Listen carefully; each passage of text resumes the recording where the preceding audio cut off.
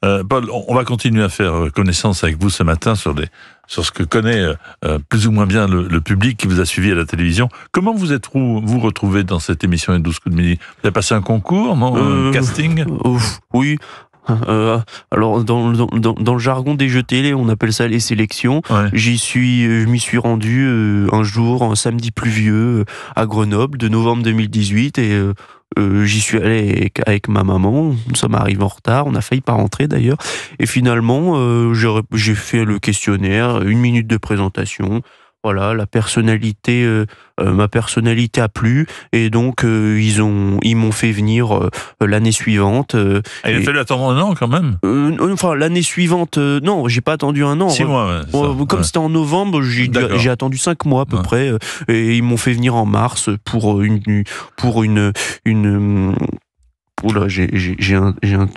diffusion, en avril suivant, et donc je pensais absolument pas rester aussi longtemps. Ouais.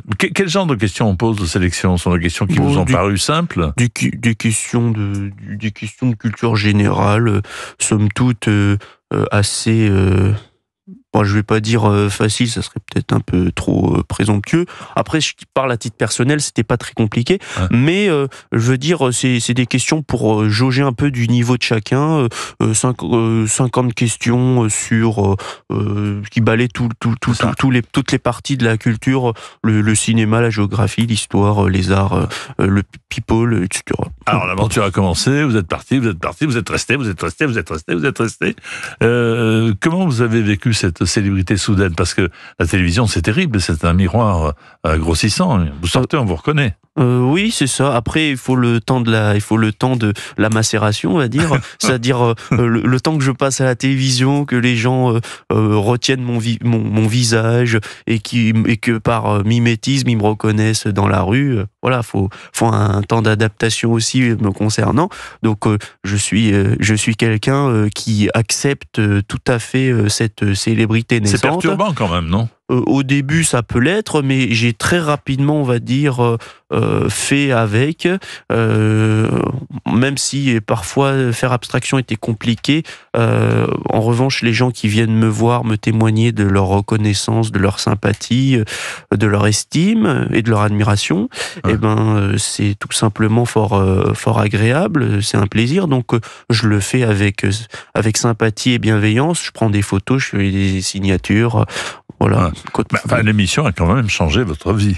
Oui, on peut dire ça. Oui. Alors, dans ma tête, je suis resté, on va dire, stricto sensu le même individu. Je n'ai pas évolué ou désévolué vers une façon d'être qui peut être justement déplorable et qui ne ressemble pas à ce que l'on a pu être avant d'être médiatisé.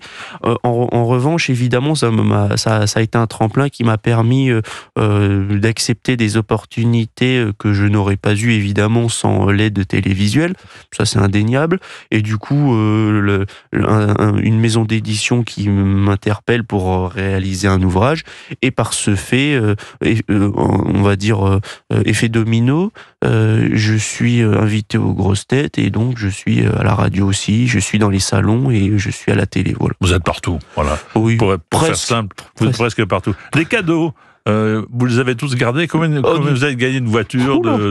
Racontez-moi. Alors, 6 étoiles, donc une voiture par étoile, donc 6 voitures.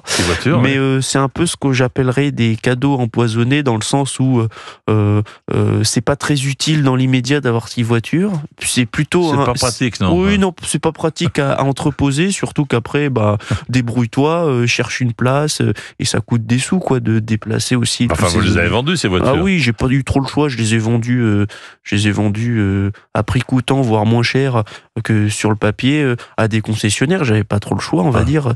Sinon... Qu'est-ce qu'il y avait d'autre que vous avez reçu en cadeau multiple? Des téléviseurs?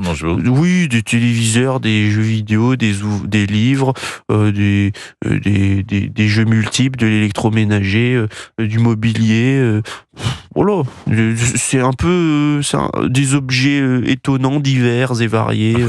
Voilà. Jean-Luc Reichmann, est-ce qu'il est comme on l'imagine? Ça, c'est la question que je pose. C'est terrible, il écoute peut-être. Après, vous êtes animateur-présentateur, donc vous l'avez connu, vous le connaissez depuis un moment, bien sûr, je pense. Bien sûr. Mais en tout cas, dans le cadre du jeu, après, on a passé certains instants en dehors des plateaux, mais bien trop rares pour que je puisse avoir une idée totale de la personne. Il est astucieux. Hein. Mais on va... il est très fort. Toujours astucieux. Mais on va dire que dans le cadre de la télévision, c'est un animateur qui met à l'aise, qui est fort sympathique, qui rigole, voilà, qui est de bonne humeur. Et je pense que c'est aussi ça qui fait sa renommée en tant vrai. que... Et le succès. Et le succès de l'émission aussi, évidemment. Il était là la semaine dernière. Quelle question vous a le plus marqué? Vous vous souvenez d'une question particulière où vous vous êtes dit, tiens, celle-là, je m'y attendais pas? Alors c'est pas la question en elle-même auquel je m'y attendais pas, même si je peux toujours, sans mauvaise foi aucune, hein, bien évidemment, dire qu'elle était mal formulée.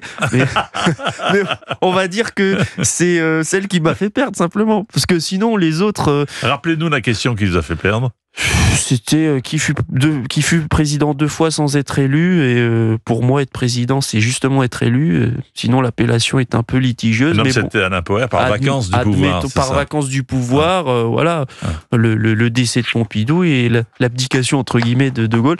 Mais je veux dire, sur le moment j'étais fatigué, j'étais à la 4e de la journée, voilà, j'étais plus trop dans mon assiette et donc j'ai un peu laissé couler, on va dire, ce qui est fort dommage. Et puis ça montre que même sur un sujet sur lequel je suis plutôt calé, vu que j'ai une formation d'historien, je peux justement chuter malencontreusement. Voilà. Vous écoutez Europe 1, il est 11h39.